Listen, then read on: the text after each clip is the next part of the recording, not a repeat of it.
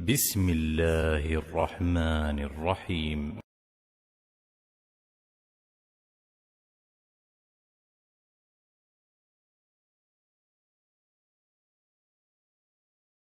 Bersih dulu lah. Wa inda iradatin naum, dan ketika hendak tidur juga disunahkan. Wallahu ta'ala a'lam. Nah, intinya kalau yang soal siwak, dia disunahkan bagian dari aktivitas ibadah. Tetapi apakah ini ibadah mahdoh atau ghairu mahdoh? Secara umum ini pendekatannya adalah rasional.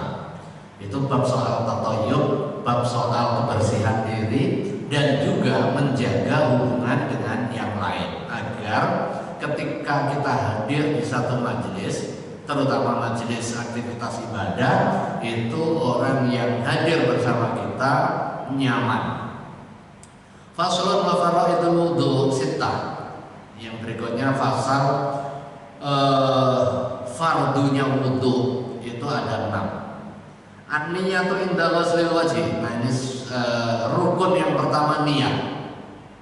Seperti yang saya sampaikan tadi, ada 2 jenis aktivitas ibadah, maqulatul makna dan ghairu maqulatul makna. Wudu, rukun yang pertama adalah niat.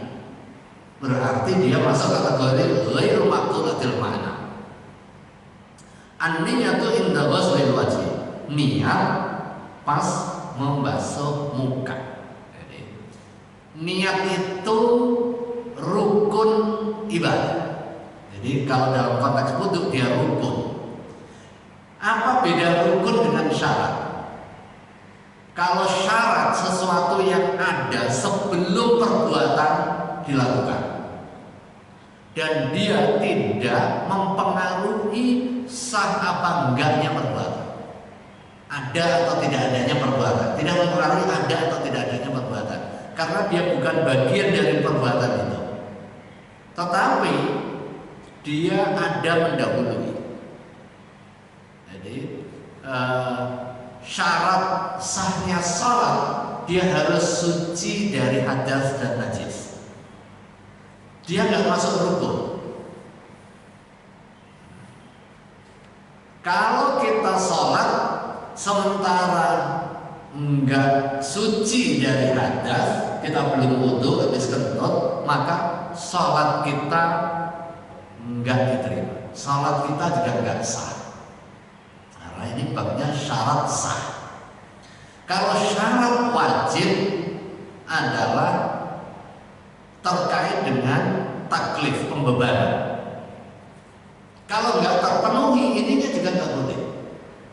Misalnya syarat wajibnya sholat, dia Islam. Begitu ada orang nggak Islam, dia sholat, sekalipun rukunnya terpenuhi, dia nggak diterima. Jadi, sesuatu yang di luar, yang bukan bagian dari aktivitas ibadah. Kalau rukun, dia masuk dalam bagian ibadah itu, masuk dalam rumahnya. Ini rukun masjid, ini bangunan, bagian dari aktivitas untuk membangun masjid. Wudu, salah satu rukunnya adalah niat.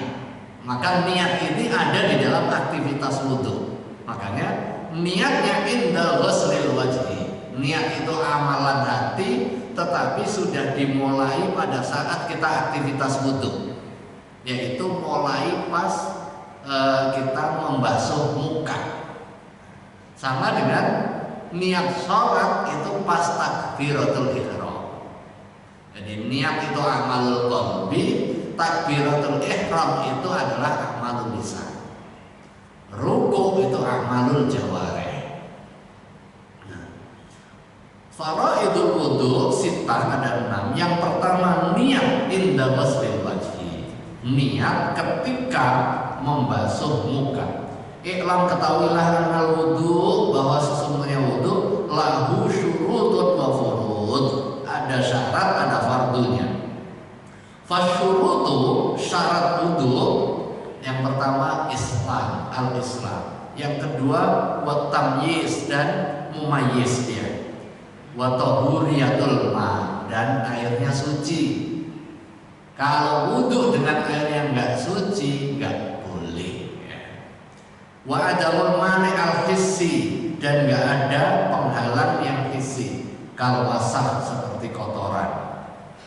Wa adamul mani asy-syar'i, dan nggak ada penghalang syar'i, kal haidi, seperti orang haid, wan nifasi, dan nifas. Wa dukhulil waqti fi haqqi dzawid darurat, dan masuknya waktu dalam hal orang yang memiliki darurat atau kebutuhan yang nggak bisa dihindari. Seperti apa? Kalau mustahadhah, seperti orang istihadhah, waman bihi arih ad-daim, dan orang yang kentutan, jadi orang yang sering kentut, setiap waktu kentut nggak bisa ditahan. Nah, ini masuk kategori darurat. Dia bisa aja nanti sholat pas kentut, tapi waktu wudhu dia harus sudah masuk waktu sholat. Pokoknya orang ini nggak bisa nahan kentut itu, kentutan, sementara airnya terbatas. Nah, wudhu pas jelang sholat, setelah itu dia sholat. Nah, ini diberikan rukhsah, diberikan dispensasi. Jadi masuk kategori fi haqqi dzawid darurat kal mustahadhah wa man bihi ar-rihud daim.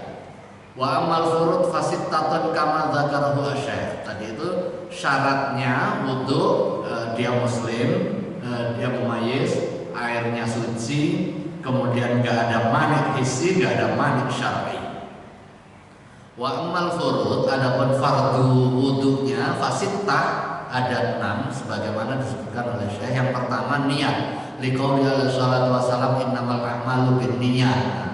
Ini dalil umum terkait dengan kewajiban niat, innamal a'malu binniyat.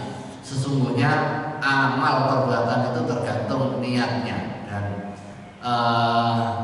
ibadah yang dipersyaratkan niat itu adalah ibadah maqdhah, ibadah yang ghairu maqulatil ma'na. Rawahu Syaikhan. Wa hiya fardun fi taharatil ahdath. Niat itu fardu dalam bersuci dari hadas. Nah, ini wala tajibu, dan tidak wajib niat fi izalatin najasat ala sahih, dalam menghilangkan najis. Kalau menghilangkan hadas dia wajib niat, karena dia ghairu maqulatil ma'na, dia dogma sifatnya. Wudu itu dogma, nggak perlu ditanya rasionalisasi kenapa yang dibasuh muka sementara yang kentut belakang, kok nggak yang dibasuh yang belakang yang dekat-dekat tempat kentut gitu. Ini dogma sifatnya. Nah, itu pula yang menjadi argumen kenapa basis ajaran agama itu banyak yang ngikut aja pokoknya. Ada yang nggak masuk akal, ada gitu. Tetapi agama ini untuk yang berakal. Tetapi bahwa ada ajaran agama yang nggak perlu dirasionalisasi itu banyak. Kalau semua ajaran agama itu dirasionalisasi sehingga nggak kita terima kalau dia nggak rasional, maka kita nggak bakal mau wudhu ini. Kita lebih memilih yang kita basuh ya pantat, bukan muka, karena yang kentut itu ya sekitar pantat. Dalam hal ini dijelaskan bahwa niat itu difardukan pada aktivitas bersuci dari hadas, dan tidak diwajibkan adanya niat dalam bersuci bersuci dari najis, ngilangin najis. Al sahih menurut mazhab yang sahih.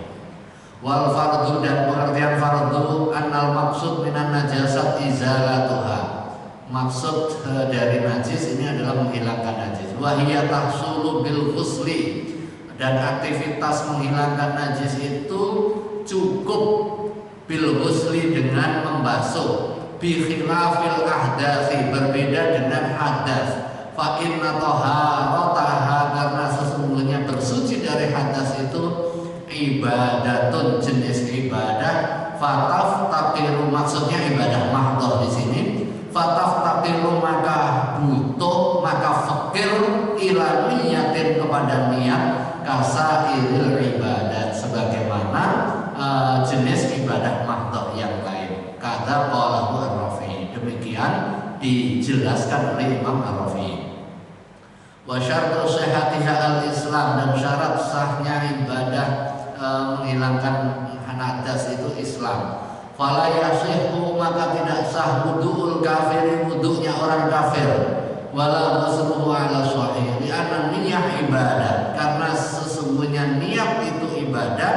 Wal kafir, sementara orang kafir laisa min ahliha, tidak menjadi ahli ibadah.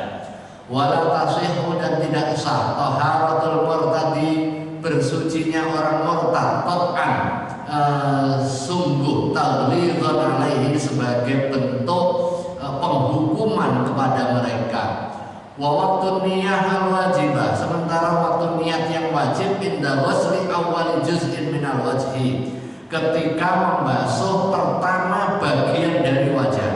Li'annaha, karena sesungguhnya aktivitas membasuh awal wajah itu awalul ibadat al-wajibah, permulaan ibadah yang wajib dalam wudu. Wala yusabu ala sunan al-madiyah, dan tidak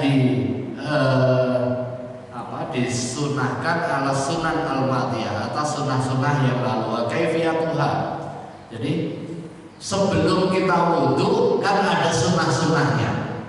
Nah, niat wudu itu tidak dimulai pada saat sunnah-sunnah sebelum aktivitas kita berwudu. Misalnya yang sebelum berwudu kita disunahkan apa? At-tamattu, kumur-kumur, wal istinsyaq, dan memasukkan air ke dalam hidung, kemudian disemprotin lagi, kemudian membersihkan tangan, dan takhlil al-asabi, dan nyela-nyelai. Jadi membersihkan tangan dan nyela-nyelai. Nah, aktivitas sunnah sebelum wudu itu belum niat wudu. Jadi niatnya ya niat sunnah wudu. Baru kemudian wudu pada saat awal kita membasuh muka, itulah niat wudu dimulai. Wa kaifiyatuha in kana mutawaddi saliman la illata bihi ayyan biya ahda usul salah satu umur. Tata caranya apabila orang yang berwudu itu sehat fisik lahir batin, la illata bihi, enggak ada ilat, enggak ada sakit anggota tubuhnya misalnya, ini kondisi normal. Kondisi enggak normal nanti akan ada hukum lain. Misalnya tangannya lagi luka, ya nggak usah dipaksain kenain air. Kalau seandainya menurut dokter begitu kena air nih akan tambah lama sembuhnya atau tambah parah, nah itu nggak boleh dipaksakan, bahkan bukan hanya sekedar nggak usah, tetapi nggak boleh. Yang pertama, ahaduha raf'ul hadas atau taharah anil hadas. Niatnya niat menghilangkan hadas atau bersuci dari hadas. Asani, yang kedua, ayat dia istibahat shalah aw ghairiha mimma la yubahu illa bitaharah. Niat niat kebolehan, niat boleh melakukan sholat atau aktivitas ibadah yang lain yang tidak boleh kecuali dengan bersuci. Yang ketiga, ayatnya fardhu wudu au adail wudu wa in kana kana nawi sobiyan. Niat fardu wudu atau menunaikan wudu in kana nawi sobiyan, sekalipun yang niat itu adalah anak. Qala An-Nawawi fi Syarhil Muhadzab. Imam Nawawi di dalam syarah Muhadzabnya berkata, walau nawat taharah li shalah wa taharah li ghairiha mimma yatawaqqafu 'alal wudu kafa pada karo fitambi. Seandainya dia niat taharah untuk kepentingan sholat atau taharah untuk kepentingan di luar sholat. Nah, sementara dia punya aktivitas yang lain, maka itu cukup. Walau nawa taharah walam yakul indal hadas la yujzihi ala sahih. Kalau niatnya hanya bersuci, enggak disebutkan bersuci dari hadas, itu enggak cukup ala sahih. Li anna taharah takunu anil hadas wa anil najis. Karena bersuci itu ada dua jenis. Bersuci dari hadas, bersuci dari najis. Kalau niatnya hanya niat bersuci, itu belum cukup. Harus ditegaskan niat bersuci dari hadas. Fala budda min niyatin tumayyiz walau nawa al-wudu faqad sahha ala asal. Atau niatnya niat wudu lillah. Nah, itu cukup. Far'un syartun niyah al-jazm walau syakka fi annahu muhdas fatawadda muhtatan thumma tayaqana annahu muhdas lam yu'dad bi wudu'ihi ala al-asal li'annahu tawadda'a mutaraddidan. Niatnya harus kekeh, jadi harus pasti. Kalau orang ragu ini batal apa enggak, kemudian dia niatnya nanti kalau batal saya niat wudu, padahal dia wudu, ya nggak usah. Niatnya ya sudah niat wudu aja. Kalau dia ragu kemudian niatnya juga ta'alluq seperti itu, maka ini masuk kategori enggak sah. Kalau seandainya dia ternyata enggak wudu atau belum batal. Li'annahu tawaddu'a mutaraddidan. Karena contoh soal seperti itu tadi dia berwudu dengan penuh keraguan. Padahal kita disunahkan untuk tajdidul wudu, nggak mesti wudu itu harus dia sudah batal. Kalau dia suci kemudian dia wudu lagi nggak apa-apa. Asal niatnya sudah niat wudu aja, nggak usah dikaitkan kalau nanti saya batal saya wudu atau wudunya buat persediaan 3 kali wudu, nanti kalau kentut masih ada sisa 2. Jadi wudu berapapun begitu kentut ya tetap aja batal, semuanya itu batal.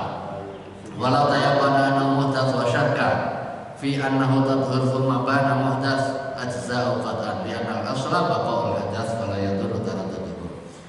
Qala wa ghuslul wajhi, kemudian yang kedua syarat atau rukun yang kedua membasuh wajah. Jadi ada 2 jenis aktivitas. Yang pertama membasuh, yang kedua mengusap. Jadi membasuh itu harus ikhtiarul ma, mendatangkan air. Sementara kalau mengusap enggak. Jadi al-fardhu tsani ghuslul wajhi. Fardu yang kedua adalah membasuh wajah. Wa huwa awwalul arkani dzahirah. Ini adalah rukun yang pertama yang nampak. Qala Allah Ta'ala faghsilu wujuhakum. Basuh mukamu. Wa yajibu isti'abuhu bil ghusli, dan wajib meratakan dengan basuhan anggota tubuh wajah yang dimaksud min muqtada'in tastatihul jabha, mulai dari jidat tempat tumbuhnya rambut ila muntahadzikni tulan, sampai habisnya ini kalau menjing jakun tulan panjangnya. Jadi dari mambati ra's sya'ar al-jabha ila muntaha adzqan tulan wa minal udhun ila udhun ardan, lebarnya dari ujung telinga ke ujung telinga. Wa mawdi'ut tahdhir laisa minal wajah wa sadaqat laisa minal wajah al-asaf fi syarhi rawdah wa raja'a fil muharrar annahuma minal wajah thumma Tsumma sya'ar an-nabit fil wajhi qisman. Kemudian rambut yang tumbuh di wajah ada dua jenis. Ahaduhuma lam yakhruj inda haddil wajhi. Salah satunya enggak keluar dari batasan wajah. Wasani kharij anhu. Dan yang kedua keluar dari batasan wajah. Walladzi lam yakhruj inda haddil wajhi qad yakunu nadir al-kisafah. Yang enggak keluar dari bagian wajah itu yang tipis, yang enggak terlalu tebal. Qad yakunu ghairu nadiril kasafah. Fa nadir al-kasafah kal hajibaini wal ahdab wasyaribaini wal adharain wa huma al-muhadaini lil udhunaini baina sadaq wal arid. Misalnya ada rambut di sini, itu bagian dari wajah yang harus dibasuh. Ada kumis, kemudian ada rambut sedikit, rambut jenggot. Kemudian fayajibu ghuslu zahiri hadhihi syu'ur wa batiniha ma'al basyarah tahtaha.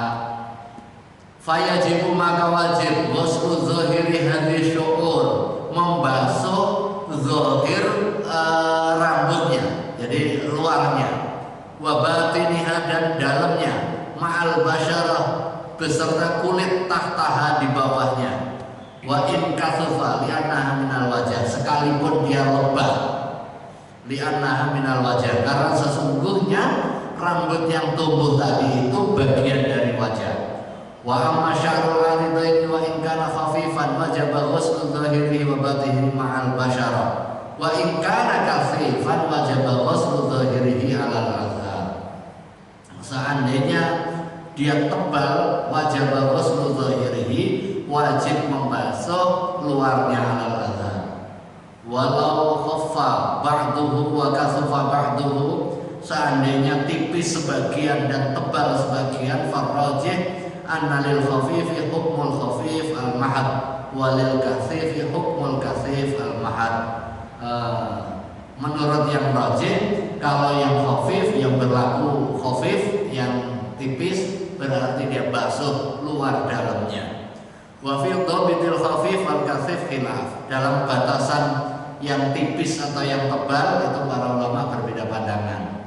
Kalau di kita nggak begitu jadi isu ya. Kalau di Arab orang yang godeknya tebal, terus cabangnya tebal, mukanya penuh rambut, ini bisa jadi isu. Yang mana yang dibasuh? Kalau dia berada di dalam bagian dari muka, kalau alis pasti luar dalam. Kemudian kalau yang cabang besar, tebal sekali, dia tumbuh di muka, di wajah, tetap dibasuh.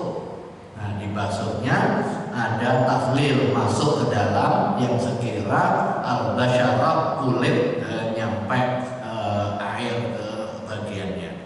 Al-qismus tsani asy'ur al-kharijah an haddil wajhi. Jenis yang kedua, rambut yang keluar dari bagian wajah. Wa huwa sya'rul lihyah al-arid wal azhar. Jenggot yang ada di luar wajah. Wal arid al-azhar was sabal tulan wa ardan, farrajih wujubu ghusli zahiriha faqat li'annahu yahsulu bihi al-muwajahah. Wa qila la yajibu li'anna kharijah an haddil wajhi. Menurut yang rajih, wajib membasuh luarnya, karena bisa jadi jenggotnya sekalipun dia sudah keluar dari wajah, pangkalnya dia ada di wajah, jadi tetap diwajibkan untuk membasuh luarnya. Tetapi ada yang menyatakan oh enggak,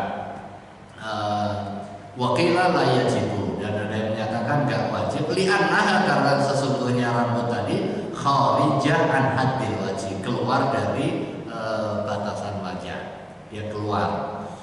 Qala fi ziyadati rawdah yajibu ghuslu juz'in min ra'sihi wa raqabatihi wa ma tahta dhiqnihi ma'al wajhi liyatahaqqaqu isti'abuhu. Yang berikutnya saya tuntasin ini dulu. Wa ghuslul yadaini ma'al mirfaqaini, dan membasuh dua tangan sampai dua siku.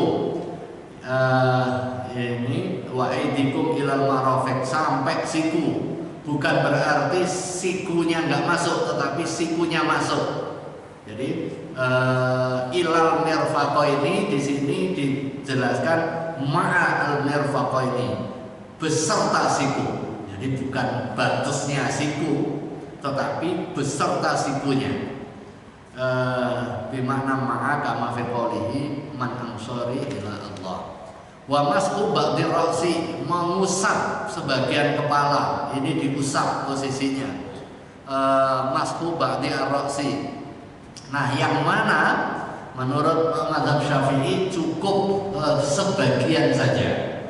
Sebagian pengertiannya paling sedikit 3 helai rambut. Walaisal murad huna mashu jami'i ra'si.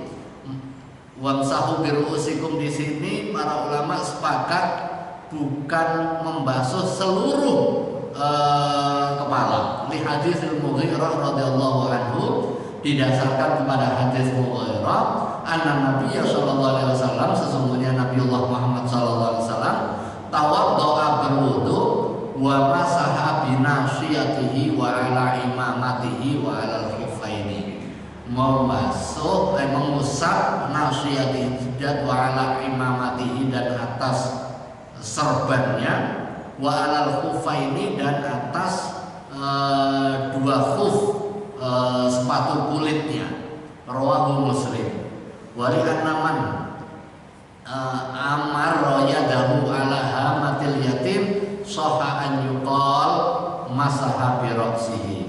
Demikian juga di dalam terminologi umum yang dikenal di dalam bahasa Arab, jika ada orang menggerakkan tangannya ke kepala anak yatim, sedikit aja kelus, itu sudah dimaknai mengusap kepala anak yatim. Wahina idzin fal wajib mayantaliqu alaihi ismul mashi walau ba'du sya'ratin aw qadrahu minal basyarah. Maka dengan demikian fal wajib, yang wajib yaitu mayantaliqu alaihi ismul mashi, setiap aktivitas yang bisa disebut sebagai musab, walau ba'da sya'ratin, sekalipun sebagian rambut, au qadrihi, atau sebagian kadar rambut, minal basyarah, dari kulit. Wa syartu sya'ril mamsu anna yakhruja an haddi ar-ra'si. Syarat rambut yang diusap dia nggak keluar dari batasan kepala. Kalau rambutnya panjang lepas dari kepala, kemudian kita usap, benar rambut kita, tapi rambut yang sudah lepas kita simpan karena sayang ini rambut sudah di salon, rambut sudah di minyakin, disisirin rapi. Kalau kena air dan rusak, kita punya rambut yang dipotong, kita simpen, kemudian itu yang diusap. Nah, nggak boleh. Walau masalah suhu badalul masdi aw alqa alaihi qatrah wa lam tasil aw wada'a yadahu allati 'alaiha al-ma' ala ra'sihi wa lam yamurru ajza'ahu ala sahih. Seandainya aktivitas yang terkait dengan rambut ini dia basuh, tidak diusap, itu boleh. Jadi mengusap sesuatu yang diwajibkan dengan dibasuh nggak boleh. Jadi seharusnya membasuh tapi diusap, itu nggak boleh. Tetapi membasuh sesuatu yang seharusnya diusap, itu boleh. Jadi kan rambut ini fardunya dia diusap, bukan rambut, kepala. Tetapi kalau kemudian digerujuk, dibasuh, itu boleh, cukup di sini. Wal khamis ghuslur rijlaini ma'al ka'baini. Kemudian yang kelima, membasuh 2 kaki beserta 2 mata kaki. Jadi mata kaki harus ikut, liqaulihi wa arjulakum ilal ka'bain. Yang terakhir, wa tartib ala ma dzakarnahu, berurut pengertian tartib dengan mualah. Ada tartib, ada berurutan, nuli-nuli. Kalau tartib itu mulai dari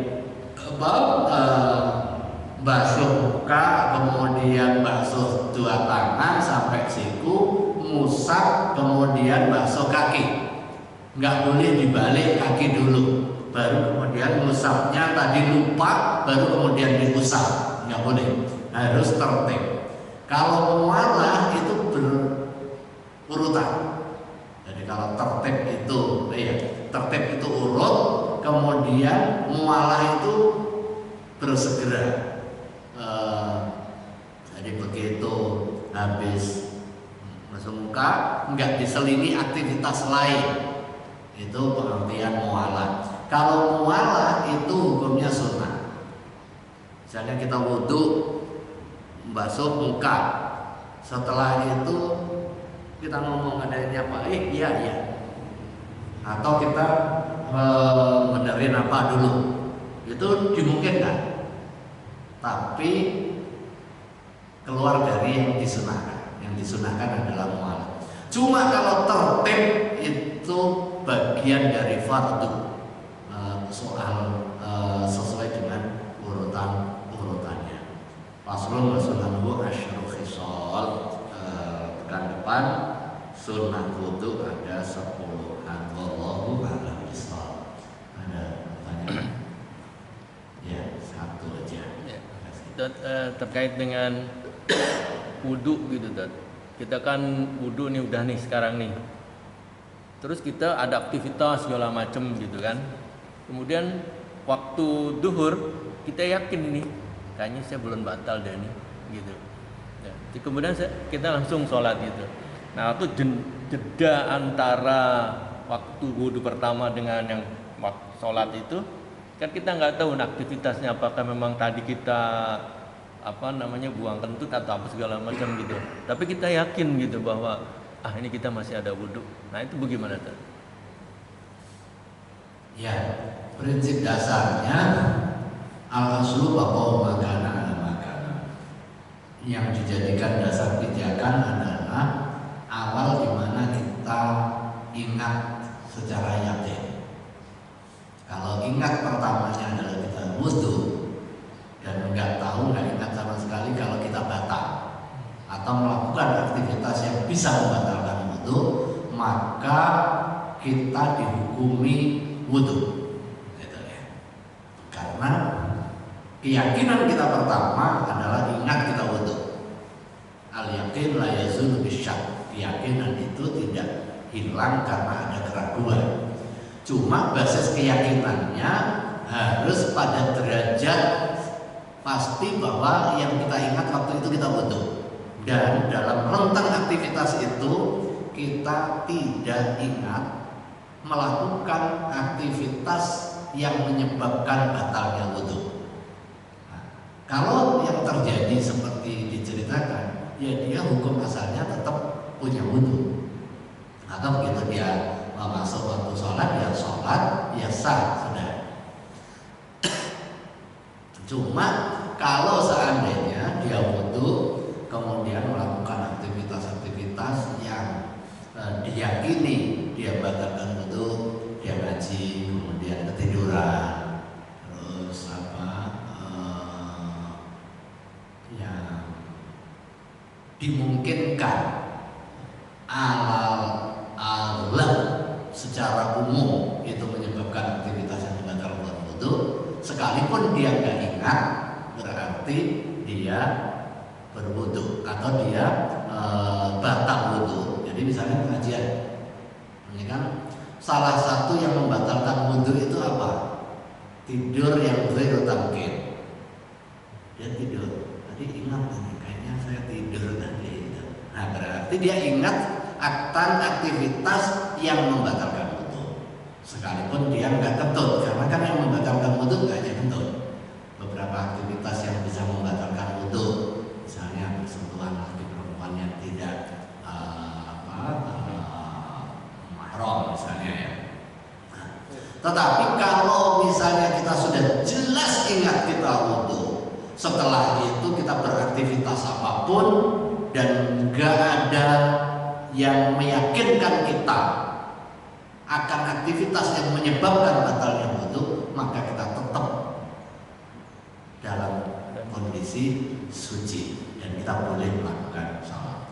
Tapi kalau ragu, kan lebih baik tajdidul wudu, memperbarui wudu. Wallahu a'lam bishawab. Ya, silakan. Masih nyambung Pak Roko tadi, ada masalah ada rasanya wudu. Contohnya ketika dalam perjalanan kita sholat zuhur, kemudian sholat zuhurnya ya sudah agak telat gitu kan. Kemudian kita ketemu waktu asar, kita langsung sholat karena wudu itu masih terpakai. Kedua, sebetulnya kalau kita wudu sambil mandi, karena kan kita ada shower ya, sambil shower kita wudu dari keran yang satunya. Yang ketiga, ketika tadi yang ketiduran, apakah ketika sholat Jumat itu kan khutbah itu tidurnya banyak yang pulas, itu apa? Terima kasih. Kadaluarsanya wudu itu kalau sudah batal wudu. Jadi beda halnya dengan tayamum. Kalau tayamum ada, tayamum itu dilaksanakan sebagai bentuk rukhsah untuk jenis sholat tertentu, sholat wajib tertentu. Tetapi kalau wudu nggak ada. Kadaluarsanya ya begitu ada aktivitas yang menyebabkan batalnya wudu, dia batal, dia habis dan harus wudu kembali. Ada kemungkinan 5 waktu sholat dengan 1 wudu mungkin juga. Jadi dia mulai dari zuhur sampai subuh dia mulai mungkin aja kan. Saya pernah kemarin itu berapa itu ya 32 jam kalau nggak salah, nggak tidur 32 jam pasti Lampung lah. Artinya nggak ada kadaluarsanya. Kemudian yang kedua tadi apa? Oh iya, wudu sambil mandi ya boleh. Kan salah satu syaratnya wudu nggak harus menutup aurat. Pas lagi mandi, setelah mandi atau pas lagi shower kemudian kita wudu nggak apa-apa. Asal tata cara wudunya terpenuhi. Misalnya shower kemudian air kita sampaikan ke wajah kita, kemudian kita sampaikan ke tangan hingga siku kita, kemudian itu air shower dari air kemudian kita usap lagi. Jadi harus tetap gerakan seperti itu, nggak bisa shower udah niatnya tangan gitu. Ya tetap harus dengan gerakan wudu sekalipun dengan shower pas lagi sambil mandi atau sambil berenang. Nggak apa-apa, kita lagi di laut atau lagi di kolam renang kita wudu kan bisa aja juga, aktivitasnya tetap bisa. Begitu wudu tangan kita gerakin bisa. Biasanya sambil mandi males andukan dan wudu aja sekalian. Ya boleh ya, tapi lebih baik ya setelah tuntas semua mandi kemudian kita tetap aurat. Karena apa?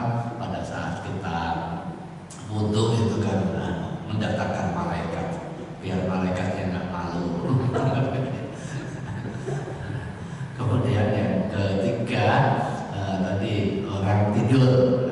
Nah tidurnya yang membatalkan wudu itu yang bila ditamkin, yang tidak memakin.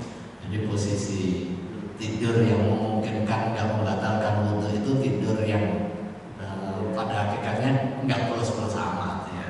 Tidur duduk ya kadang tergantung begitu, cuma posisi badan masih bisa terkendali. Salah satu indikatornya pantat ngetrok di tempat duduk kita. Nah, kenapa dijelaskan seperti itu karena ketika kita tidur masih bisa mengendalikan diri, pantat masih ketutup, kemungkinan untuk buang angin itu kecil karena posisinya masih dihimpit dua ilnya, dua pantat kita ini. Itu babnya soal tamkin di dalam tidur. Tapi kalau sampai kejlungup, nah berarti ini di luar kendali, ini batal. Sampai kejlungup itu berarti kan di luar kendali. Nah, di luar kendali berarti ada tamkin. Dalam kondisi seperti itu ya minta untuk wudu. Ngorok tapi posisinya masih ya. Tapi kalau tidurnya begini ya ini kan kebuka pasti nggak bisa kontrol apa yang keluar dan juga yang masuk. Kenapa? Nah itu juga bagian yang menjadi indikator itu ghairu memakai. Kalau sandaran posisi berarti dia tidak di dalam posisi mengendalikan dirinya. Nah, kan posisi begini orang akan kelihatan masih setengah sadar. Kalau sudah kejlungup atau sudah sadar rebah, nah itu udah kayak tidur rebahan biasa itu posisinya. Ya. Nah, itu kenapa di dalam kajian fikih tidurnya yang tidur seperti orang serius mendengarkan, jadi berarti dia belum 100% hilang ingatannya, ya masih mampu mengendalikan. Kalau diteriakin khotib kira-kira masih kedengeran meskipun separuh-separuh.